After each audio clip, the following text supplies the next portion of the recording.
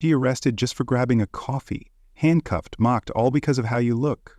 That's what happened to Maya Carter, a federal attorney who turned the tables on a corrupt system. They thought they could silence her. They were wrong. Stick around to see how one woman's fight shook an entire courtroom. Maya Carter stepped out of a cozy coffee shop on Peachtree Road, a latte in one hand, her leather tote slung over her shoulder. She was dressed simply, black blouse, tailored slacks, nothing flashy. Just another long day as a federal attorney, her mind still tangled in case files and upcoming trials. She barely noticed the police cruiser parked across the street. Then came the sharp blare of a siren. "Hey you!" The voice cut through the stillness, sharp and commanding. Maya turned, her brow furrowing as two officers stepped out of the cruiser. Their names were stitched on their uniforms, Ethan Hayes and Liam Walsh. She stood her ground, calm, no hint of hesitation. She'd seen this play out too many times. Hayes approached first, his hand resting on his holster, eyes scanning her like he was sizing up a threat. "What's your business around here?" he asked, voice low but edged. Maya exhaled slowly, keeping her tone even. "Just grabbed a coffee. I work downtown, heading home."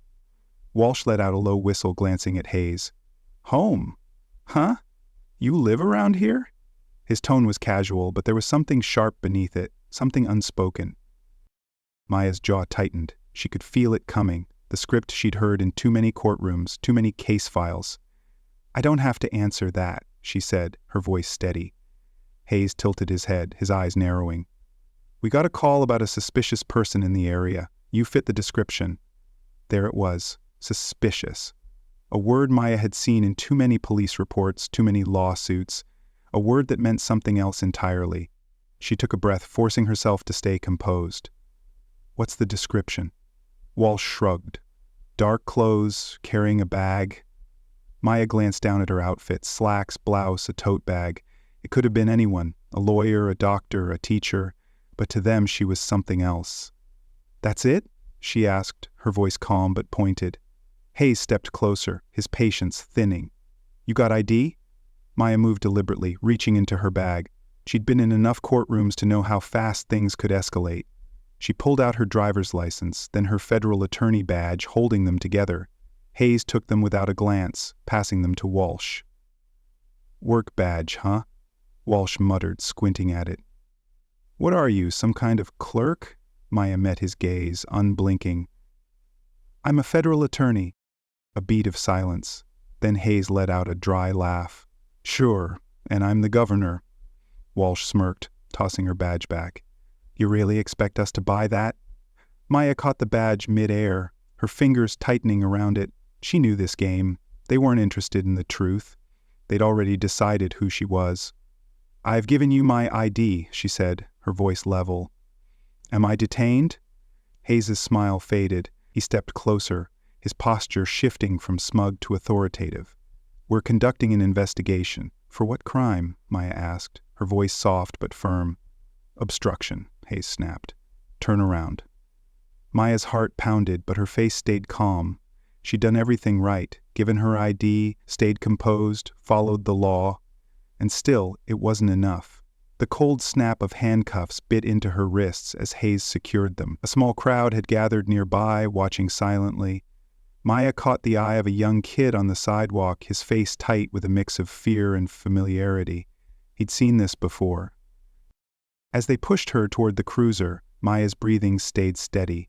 They had no idea who they'd just arrested. But they would. The holding cell smelled of stale air and metal, the fluorescent lights buzzing overhead. Maya sat on a narrow bench, her wrists sore from the cuffs they'd removed just minutes ago.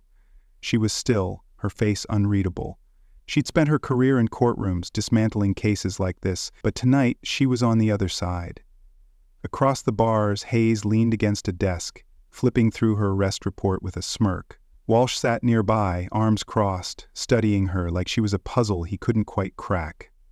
"Pretty quiet for someone who claims to be a big-shot lawyer," Walsh said, tapping his arm. "Thought you'd put up more of a fight." Maya didn't respond. Silence, she'd learned, could hit harder than words. Hayes chuckled, signing the report. "Well, Miss Federal Attorney, hope you like concrete benches. You're going to be here a while." She met his gaze then, her expression calm, almost serene. "Am I?" Hayes paused, his smirk faltering. He wasn't used to this no fear, no pleading. It threw him off. Before he could respond, a younger officer approached, a clipboard under his arm. He hesitated, glancing at Maya, then turned to Hayes. We ran her name. There's a flag in the system." Hayes frowned. "A flag?" The officer nodded. "Her credentials checked out. She's a federal attorney." Silence. Walsh stiffened, his fingers freezing mid-tap. Hayes didn't move, his pen hovering over the report. Then he shook his head, forcing a laugh. "She's bluffing. Probably faked that badge." "It's verified," the officer said, his voice quieter now. "Department of Justice database." Maya watched them, her pulse steady. The cracks were forming. She could see it in the way Hayes' jaw twitched, the way Walsh's smirk vanished. "Should we let her go?" the officer asked, glancing between them. Hayes' eyes narrowed. She resisted.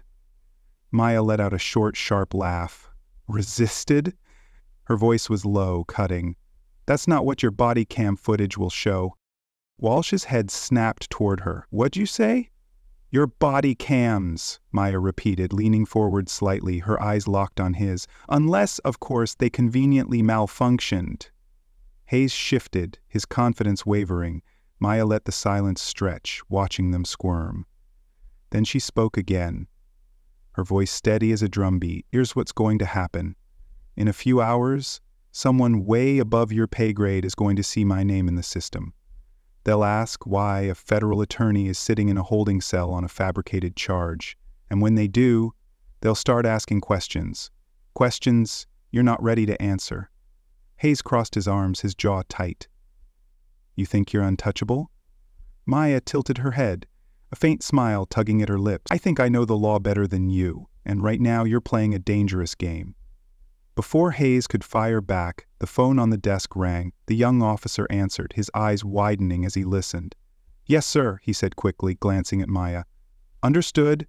He hung up and turned, clearing his throat. "She needs to be released. Now." Hayes's fists clenched. "What?" "It was the U.S. Attorney's Office," the officer said, swallowing hard. "They want her out." Maya stood, smoothing her blouse, her gaze locked on Hayes. "My belongings?" Hayes didn't answer. He turned and stormed off, Walsh trailing behind, their anger palpable. The young officer unlocked the cell, stepping aside as Maya walked out, her head high. She didn't say another word. She didn't need to. She knew this was far from over. As Maya Carter walked through the glass doors, heads turned. Whispers trailed her like a wake. Word had spread fast. She strode past the curious glances, her heels clicking against the polished floor. Her navy blazer was crisp, her expression unreadable. Last night's arrest felt like a lifetime ago, but the fire in her chest hadn't dimmed. If anything, it burned hotter. Her office door was already open. James Coleman leaned against her desk, arms crossed, his sharp brown eyes scanning her as she entered.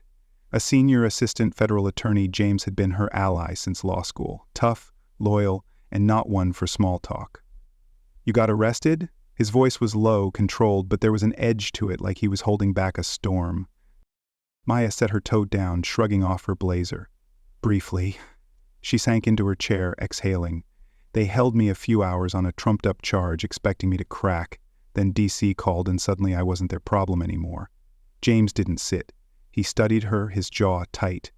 "And you're just going to let this slide?" She smiled, but it was sharp, cold. "You know me better than that." He let out a low laugh, shaking his head. "Yeah, I do." He leaned forward, his voice dropping.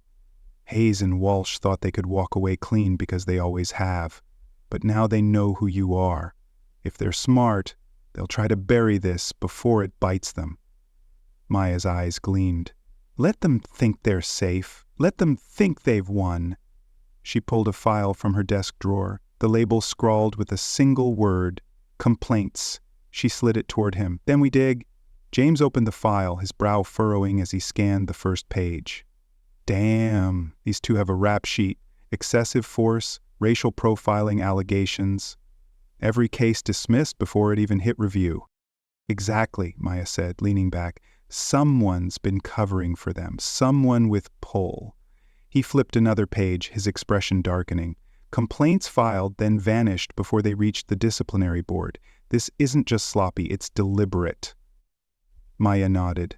We don't go public yet. If we move too fast, they'll have time to clean up their mess. I want them comfortable, I want them cocky, then I want them exposed. A slow grin spread across James' face.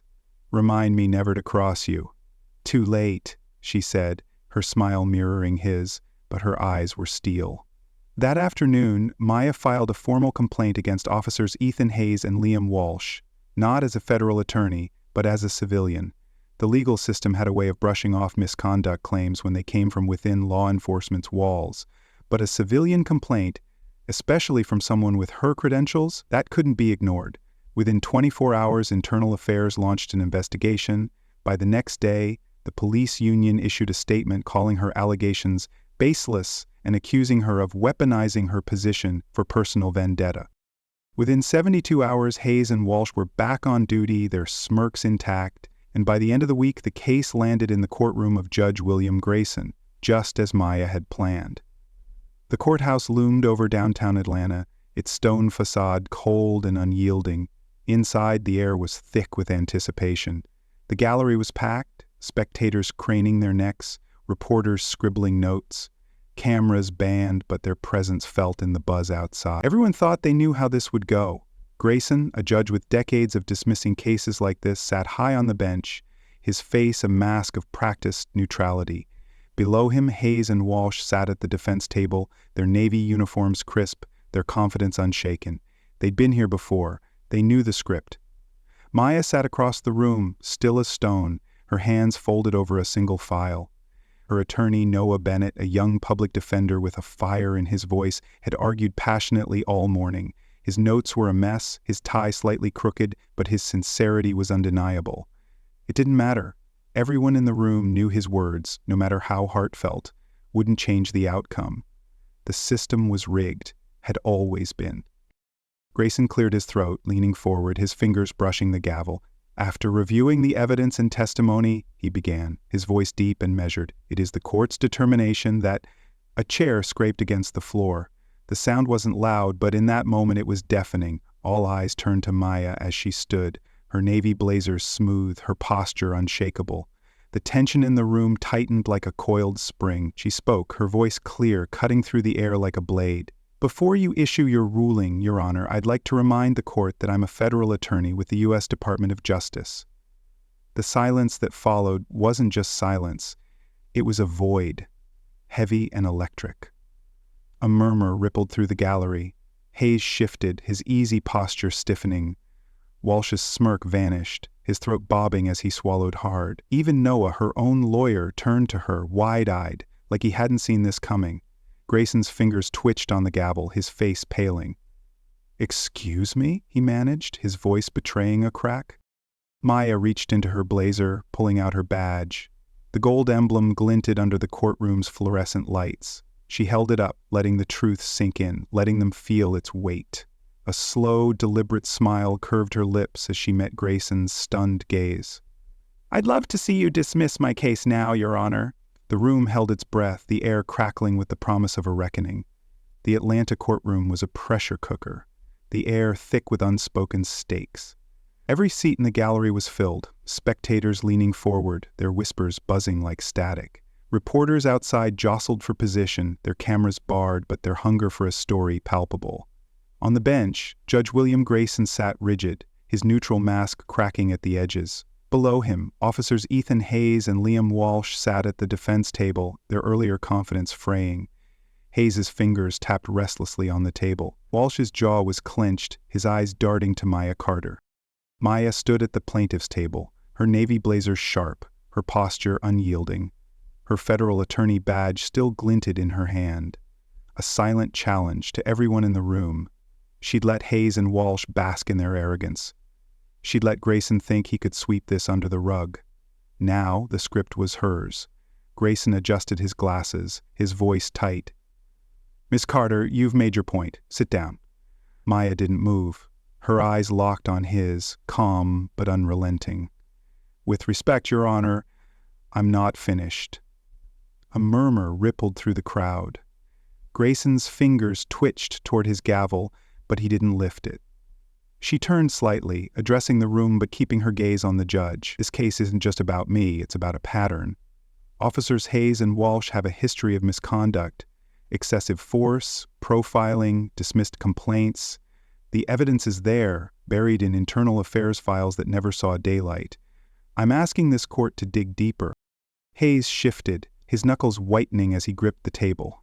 Walsh muttered something under his breath, earning a sharp glance from their lawyer, a slick-haired man named Paul Vernon. Vernon stood, his voice smooth, practiced. Your Honor, these accusations are inflammatory and baseless. My clients are decorated officers, and this is nothing but a personal vendetta. Maya didn't flinch. Personal? She raised an eyebrow, her tone cool. They handcuffed me for buying coffee. They laughed when I showed my badge. That's not personal. It's systemic. The gallery stirred, a low hum of agreement spreading. Grayson's lips pressed into a thin line. Enough, he snapped, his gavel hovering. Miss Carter, do you have evidence to support these claims? She nodded once, reaching for her file. Body cam footage from the night of my arrest, which the department initially refused to release, witness statements from bystanders, and a paper trail of complaints against these officers. Complaints that mysteriously vanished before review. She slid the documents toward Noah Bennett, her attorney, who scrambled to organize them, his hands shaking slightly. Noah stood, his voice steady despite his nerves. Your Honor, we're also submitting a request for a formal review of the department's handling of this case, including their failure to verify Miss Carter's credentials before detaining her. Vernon shot up, his face reddening. This is outrageous. These are good cops being smeared by someone with a grudge. Good cops? Maya's voice cut through, sharp and precise. Good cops don't arrest a federal attorney for existing in the wrong neighborhood. Good cops don't dodge accountability for years. The room went still. Hayes's tapping stopped. Walsh's face flushed, his eyes fixed on the table. Even Vernon faltered, his rebuttal caught in his throat. Grayson exhaled through his nose, his composure slipping. Miss Carter, you're treading on thin ice. She met his gaze, unflinching. Then let's make it thicker. I'm requesting that Officers Hayes and Walsh be placed on administrative leave pending the outcome of this trial, and I'm filing a formal complaint with the Department of Justice's Civil Rights Division. A gasp rippled through the gallery. Reporters scribbled furiously, sensing blood in the water. Vernon leapt to his feet. Your Honor, this is absurd. We request a recess to— Denied! Grayson snapped, his voice like a whip. The word hung in the air, heavy and final. He leaned forward, his eyes narrowing at Maya. Miss Carter, you're aware of the weight of these requests? Her smile was faint, deliberate. I'm a federal attorney, Your Honor. I know exactly what I'm doing. The silence was suffocating. Hayes's shoulders slumped, his bravado gone. Walsh's hands trembled, his earlier smirk a distant memory. Vernon whispered urgently to his clients, but they barely responded. Their eyes locked on Maya like she was a storm they hadn't seen coming. Grayson hesitated, his fingers brushing the gavel again. He wasn't reckless. He'd built a career on calculated moves, knowing when to push and when to pull back. But now, with Maya's badge gleaming and the gallery hanging on her every word, he was cornered. Dismissing her case would have been easy an hour ago, not anymore. He cleared his throat, his voice strained. In light of the evidence presented, this court finds sufficient cause to proceed. The request for administrative leave is granted. A shockwave hit the room. Walsh cursed under his breath, his fists slamming the table. This is bull, he started, but Grayson's gavel crashed down, silencing him. One more outburst, and you're out of my courtroom, Grayson barked, his face flushed. He turned to Maya, his expression unreadable. Miss Carter, you may proceed. She nodded once, her pulse steady, her eyes burning with purpose. The Atlanta courtroom felt like a battlefield, the air charged with the weight of what had just shifted. Judge William Grayson sat on the bench, his face a mask of strained control, his fingers frozen near the gavel he hadn't dared to lift. The gallery was a sea of wide eyes and hushed whispers, every spectator hanging on the moment. Officers Ethan Hayes and Liam Walsh slumped at the defense table, their Navy uniforms no longer a shield. Hayes stared blankly ahead, his hands clenched into fists. Walsh's face was red, his breathing uneven like he was fighting to keep it together. Their lawyer, Paul Vernon, scribbled notes furiously, but the confidence he'd walked in with was gone. Maya Carter stood at the center of the room, her navy blazer sharp, her voice steady as steel. She'd just dropped a bombshell, demanding Hayes and Walsh's administrative leave and a Department of Justice investigation. The room was still reeling, but she wasn't done. She turned to face Grayson, her eyes locking onto his. "Your Honor, this isn't just about one night. It's about a system that lets officers like these walk free, time and again. I'm asking this court to hold them accountable, not just for me, but for everyone they've wronged." A murmur of agreement rippled through the gallery. Vernon shot to his feet, his voice tight.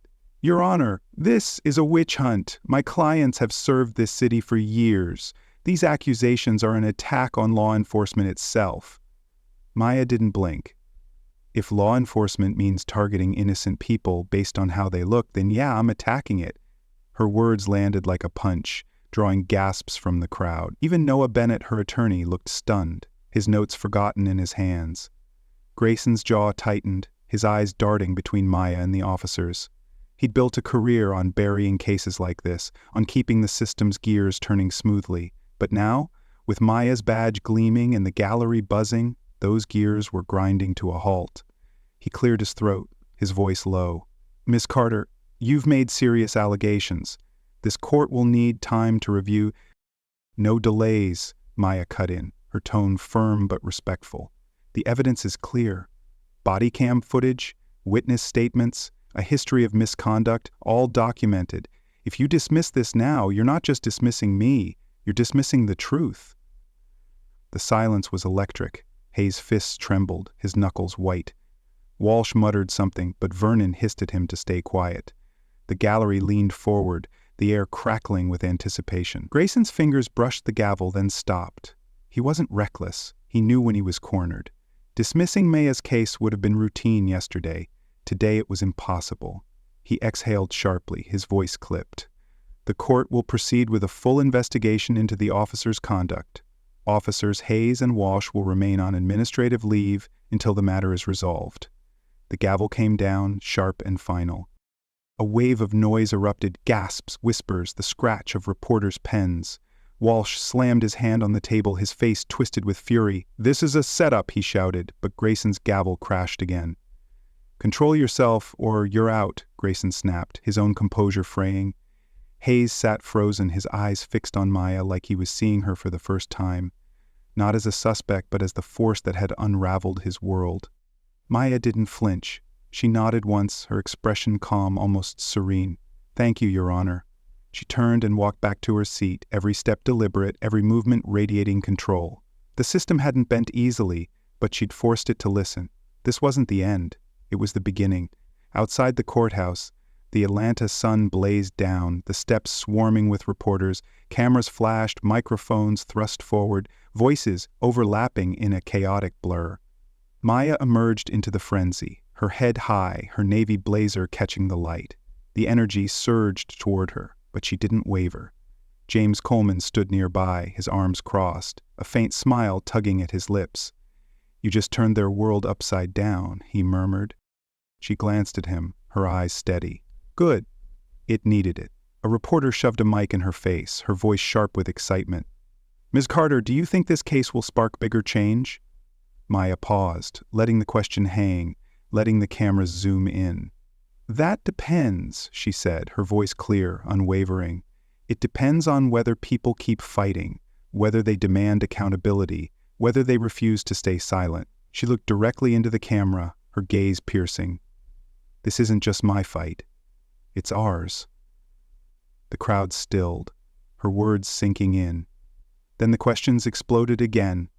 But Maya turned, walking down the steps, past the noise, past the chaos. Hayes and Walsh were behind her, their careers hanging by a thread. Grayson was shaken, his authority dented. The system wasn't fixed, not yet. But Maya had cracked it open. Justice wasn't a moment.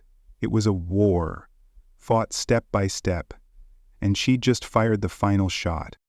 Maya's story teaches us that justice isn't handed out, it's fought for. When you see something wrong, speak up, stand tall, and don't back down. In your life, call out unfairness, whether it's at work, school, or in your community. You have a voice. Use it. Drop your thoughts in the comments. Have you ever faced injustice? Smash that subscribe button for more stories like this. Thank you all for watching. You're the reason we tell these stories.